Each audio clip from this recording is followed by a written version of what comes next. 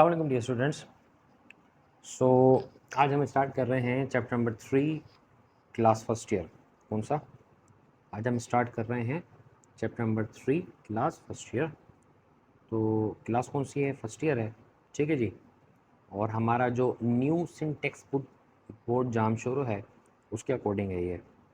तो हम यहाँ लिख देते हैं कि हमारा ये जो आज का लेक्चर है ये अकॉर्डिंग टू न्यू करिकुलम है, अकॉर्डिंग टू, ठीक है,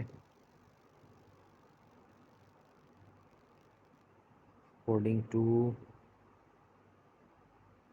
न्यू curriculum,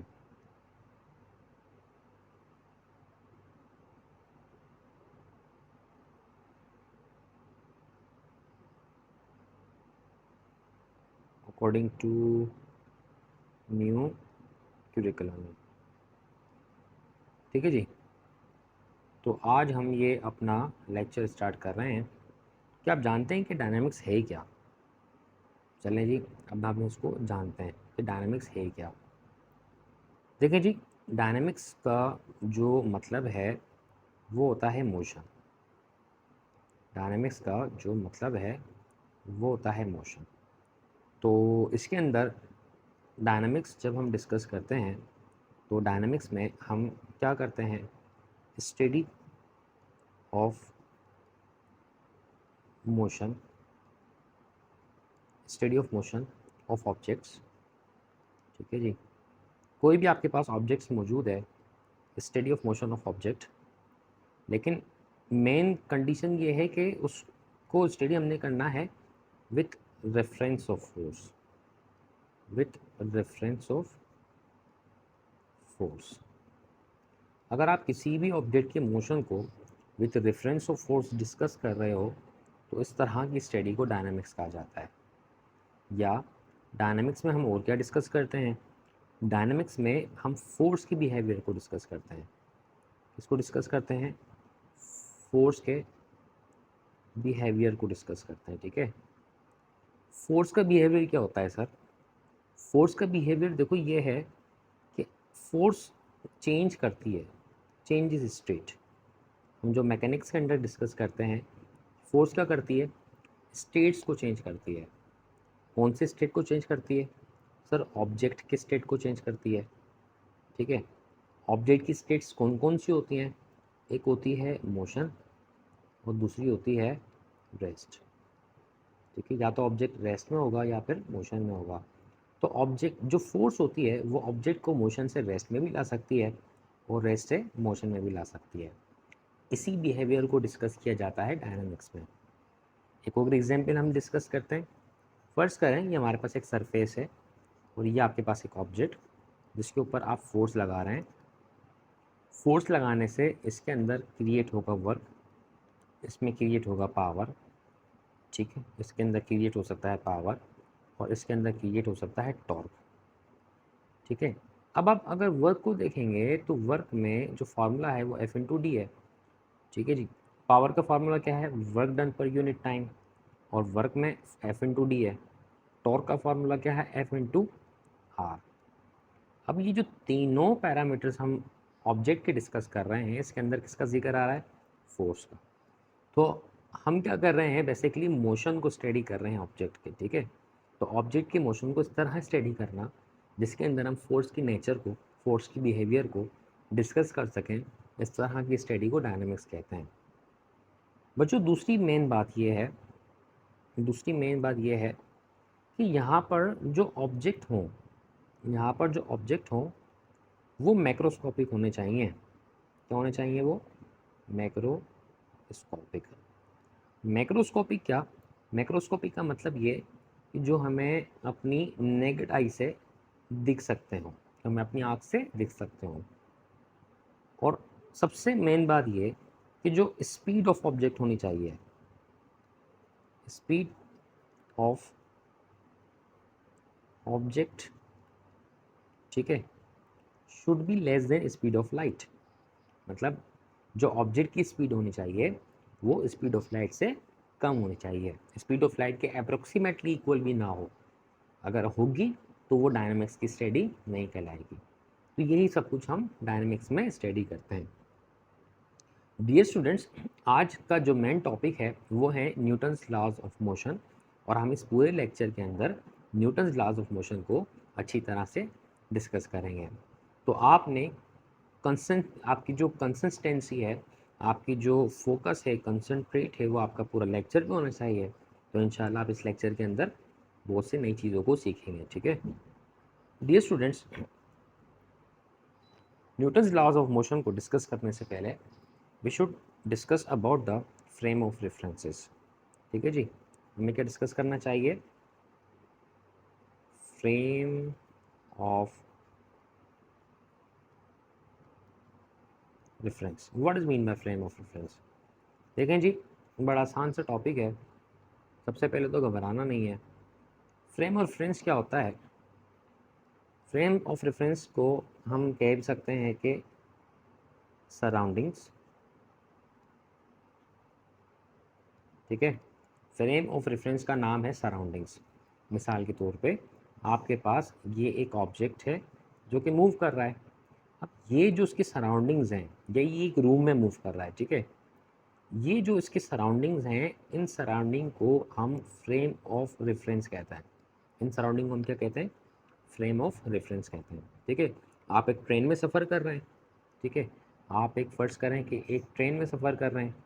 ये एक ट्रेन है इस तरह से, जो कि इस तरह डिस्प्लेस्ड हो रही है, और यहाँ पर आप बैठे हैं। ठीक है, तो आपका जो फ्रेम ऑफ रेफरेंस होगा ये ट्रेन होगी।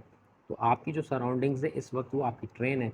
आप एक कार में सफ़र कर रहे हैं, तो आपकी सराउंडिंग या आपका फ्रेम ऑफ रेफरेंस आपकी कार होगी। डियर स्टूडेंट, समझने वाली बात यह है कि फ्रेम ऑफ रेफरेंस दो तरह के होते हैं। फ्रेम ऑफ रेफरेंस कितनी तरह के होते हैं?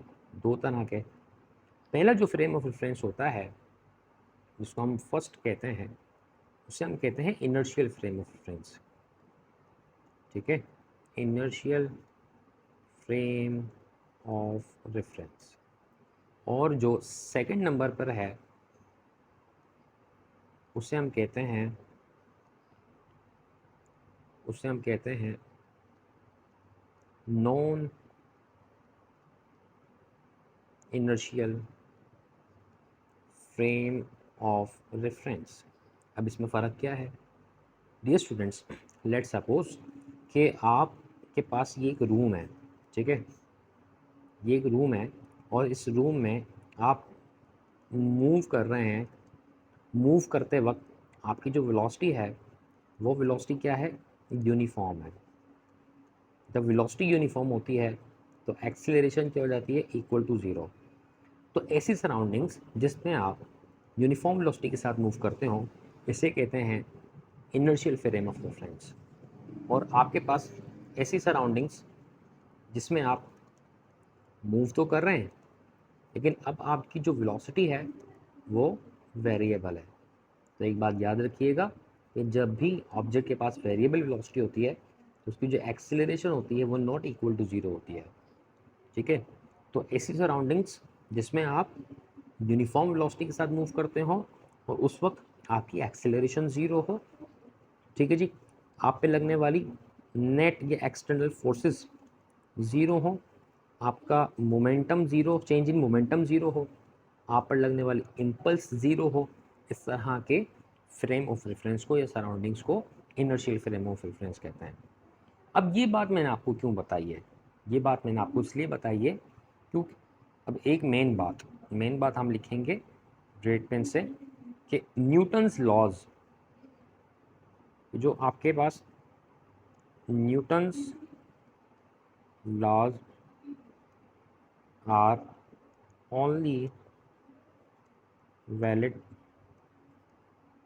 इन इनर्शियल फ्रेम ऑफ रेफरेंस। ठीक है, क्योंकि जितने भी न्यूटन्स लॉज हैं, तीन है ना, जितने भी क्या, तीन है।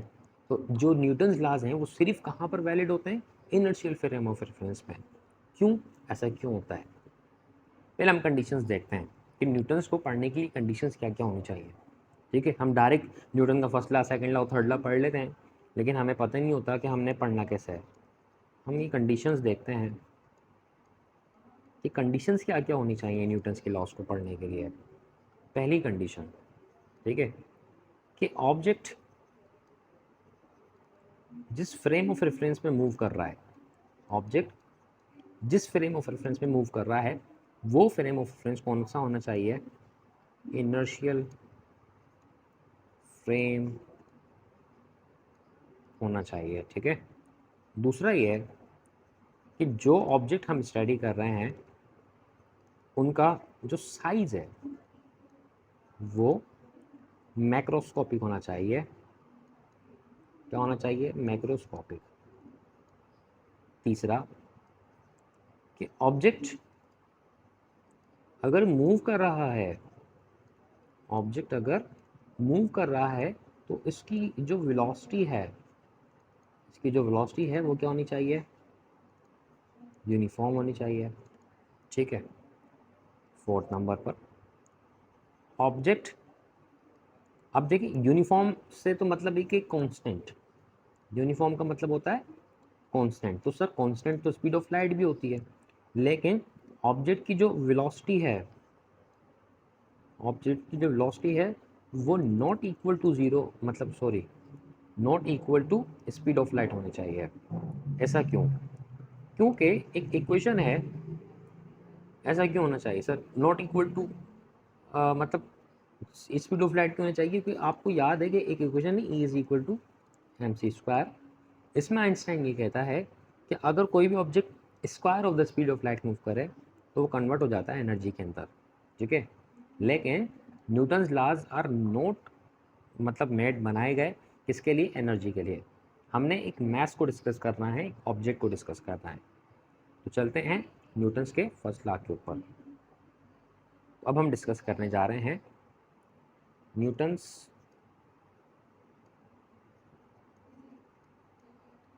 फर्स्ट लॉ ऑफ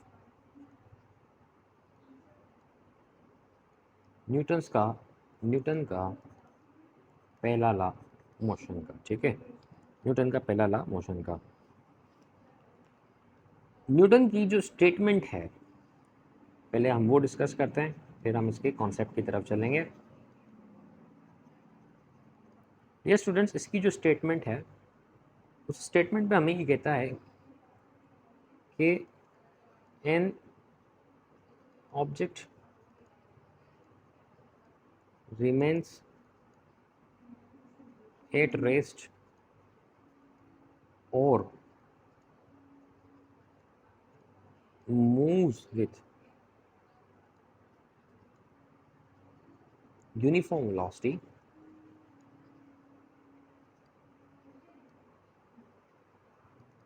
अगर, मतलब एक ऑब्जेक्ट रहता है, रिमेन्स का मतलब या तो वो रेस्ट में रहेगा या तो वो मूव करता रहेगा यूनिफॉर्म वेलोसिटी के साथ।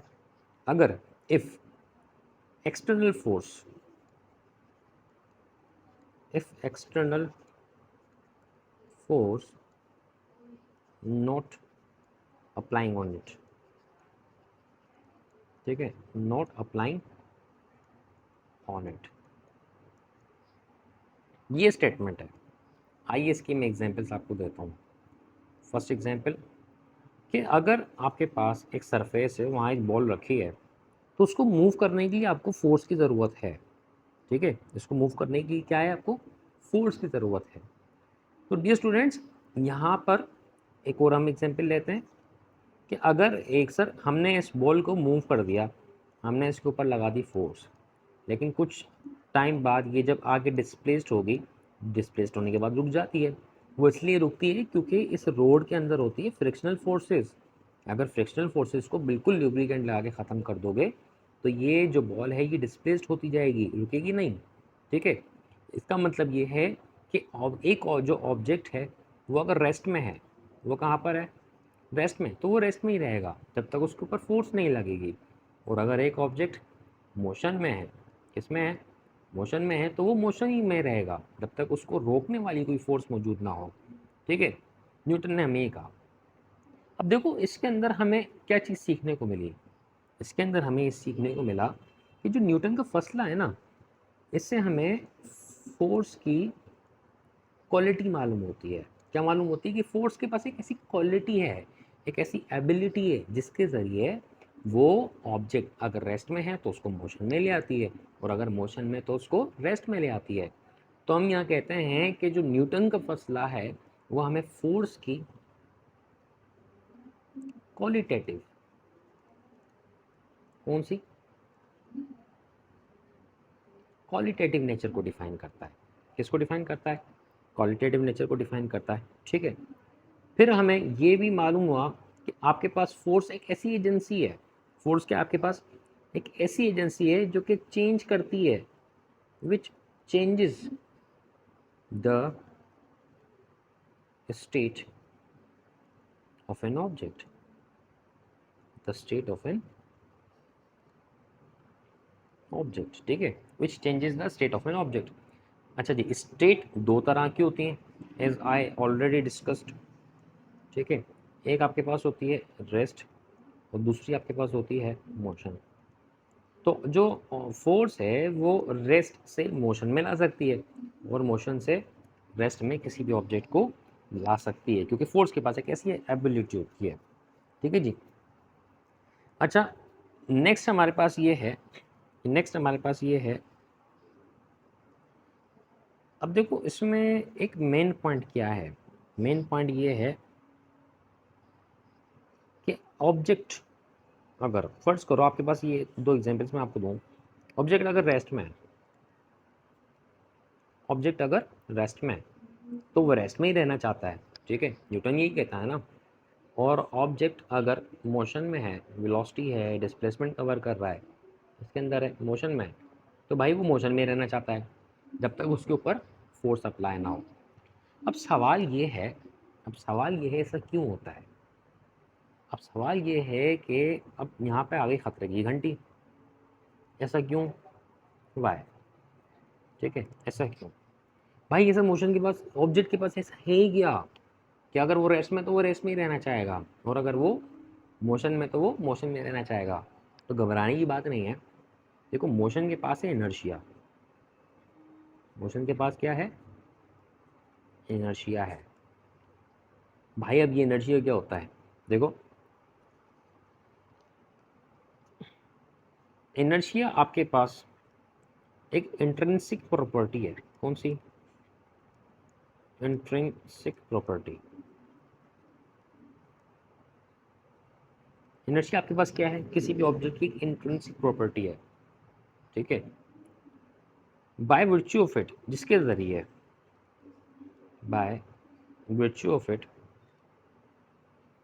Object gains its original position. ठीक है, धक्के तो बहुत खाए होंगे बसों के अंदर जब खड़े होके जाते हो और ड्राइवर एकदम ब्रेक मारता है, लेकिन धक्का खाने के बाद क्या होता है? उससे अपनी ओरिजिनल पोजीशन पर आ जाते हो ना। ठीक है, तो वो आपको इनर्शियल आता है, आपके अंदर कोई ताकत नहीं है कि आप वापस से आ जाओ। इसी तरह से बहुत सारी एग्जाम्पल हमें मिलती हैं। बस से जब उतर रहे हो, ठीक है, अब जब बस से उतर रहे होते हो, ये आपके पास बस है और आपने ये छलांग मारी, छलांग मारने के बाद अगर आप भागते रहोगे तो आप गिरोगे नहीं। लेकिन अगर आप बस से छलांग, चलती हुई बस से छलांग मारकर रुक जाओगे तो आप मुंह के बल गिरोगे, जिसकी वजह से आपके दो दांत टूट जाएंगे और आपकी शादी होना मुश्किल हो जाएगी, क्योंकि लड़कियां पसंद नहीं करेंगी फिर। अब देखो होता क्या है बेसिकली, होता यह है कि ये आपको, आपकी ये जो बॉडी है, जब आप छलांग मारते हो, जिसको आप लोअर पार्ट कहते हो, तो ये जो लोअर पार्ट होता है ना, ये लोअर पार्ट चाहता है कि आप भागते रहो। ठीक है, ये लोअर पार्ट क्या चाहता है कि आप भागते रहो। लेकिन बस से छलांग मारकर जब आप रुक जाते हो, तो ये वाला जो पार्ट हो, जिसको हम अपर पार्ट कहते हैं, ये फॉरवर्ड मूव होता है एकदम, ये फॉरवर्ड मूव होता है। जब आप लोअर पार्ट रोक दोगे तो ये अगला पार्ट एकदम आगे जाता है। तभी तो कहते हैं मुंह के बल, मुंह पहले क्यों जाता है? वो इसलिए कि ये वाला पार्ट भागना चाहता है, लेकिन आप उसको रोक देते हो, फिर अपर पार्ट बचता है, तो अपर पार्ट के जरिए आप मुंह के बल गिर जाते हो। ठीक है जी। तो अब यहाँ पर देखो, हमें पता ही चला कि ऑब्जेक्ट के पास एक ऐसी प्रॉपर्टी होती है जिसको हम इनर्शिया कहते हैं। ठीक है, और इनर्शिया किसी भी ऑब्जेक्ट को उसकी ओरिजिनल पोजीशन पर रखती है। ऑब्जेक्ट अगर रेस्ट में, मतलब ऑब्जेक्ट अगर किस में, रेस्ट में, तो वो ऑब्जेक्ट को रेस्ट में रखेगी जब तक इस पर कोई फोर्स ना लगे। ठीक है, अच्छा ऑब्जेक्ट अगर मोशन में है, मतलब डिस्प्लेसमेंट कवर कर रहा है, तो भाई ये मोशन में रहेगा जब तक इसके ऊपर फ्रिक्शनल फोर्सेस अप्लाई ना हो। तो कहने का मकसद ये है, ये तो न्यूटन ने फर्स्ट लॉ में हमें बताया था। न्यूटन ने फर्स्ट लॉ में बताया ना कि फोर्स एक ऐसी एजेंसी है जो कि ऑब्जेक्ट को रेस्ट से मोशन और मोशन से रेस्ट में ले आती है। अब इसमें भी सिमिलरिटी है कि इनर्शिया भी क्या है, इनर्शिया एक ऐसी प्रॉपर्टी है जो कि ऑब्जेक्ट को उसकी ओरिजिनल पोजीशन पर रखती है। इसी सिमिलरिटी की वजह से, क्योंकि उसमें भी ऑब्जेक्ट की स्टेट की बात की जाती है और इनर्शिया भी ऑब्जेक्ट की स्टेट को मेंटेन रखती है, तो इस सिमिलरिटी की वजह से हम क्या कहते हैं कि फर्स्ट जो लॉ है of Newton, first law of Newton is also known as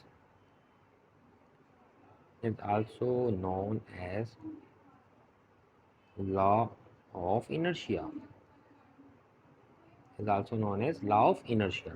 ये मेन पॉइंट है, अक्सर आपके एमसीक्यूज में भी आता है, तो आपने ये याद रखना है कि first law of motion is also known as inertia. ठीक है, अब इनर्शिया का जो ताल्लुक है, इनर्शिया का जो ताल्लुक होता है वो ऑब्जेक्ट के मास से होता है।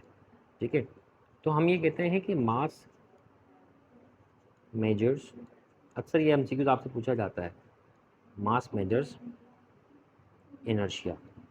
क्या मतलब इस बात का? इसका मतलब ये है कि ऑब्जेक्ट में जितना ज़्यादा मास होगा उतना ज़्यादा इनर्शिया उसके पास होगा। ठीक है, ऑब्जेक्ट के अंदर जितना ज़्यादा मास होगा उतना ज़्यादा इनर्शिया उसके पास मौजूद होगा। नेक्स्ट पे ये कि जो अगर हम इसके फॉर्मूले की बात करते हैं, इनर्शिया के फॉर्मूले की बात करते हैं, तो फॉर्मूला हमें मिलता है I is equal to m into r square. Dear students, m represent करता है ऑब्जेक्ट के मास को और आर रिप्रेजेंट करता है, हम यहाँ पे मुख्तलिफ आर की जो है मीनिंग ले सकते हैं, एक्सिस ऑफ रोटेशन भी हम कह सकते हैं इसको। ठीक है, एक्सिस ऑफ रोटेशन। अगर हम इसकी यूनिट की बात करते हैं, अगर हम इसके यूनिट की बात करते हैं तो अगर हम इसकी यूनिट की बात करते हैं तो देखें यूनिट बड़ा आसान है निकालना, आपको फार्मूला पता होना चाहिए। I is equal to M R square, M है आपके पास किलोग्राम, आर है आपके पास square, so kilogram metre square is the unit of inertia. अगर हम इसकी डायमेंशन की बात करें तो डायमेंशन आप आराम से इसी फॉर्मूले से, मतलब यूनिट से निकाल सकते हो। वो कैसे निकालोगे? किलोग्राम का एम, ठीक है, एम स्क्वायर का एल स्क्वायर और T power 0 will be the dimension of inertia. ठीक है जी, तो ये हुआ आपका फसला कंप्लीट। तब तक अपना बहुत सारा ख्याल रखिएगा। अल्लाह हाफिज़।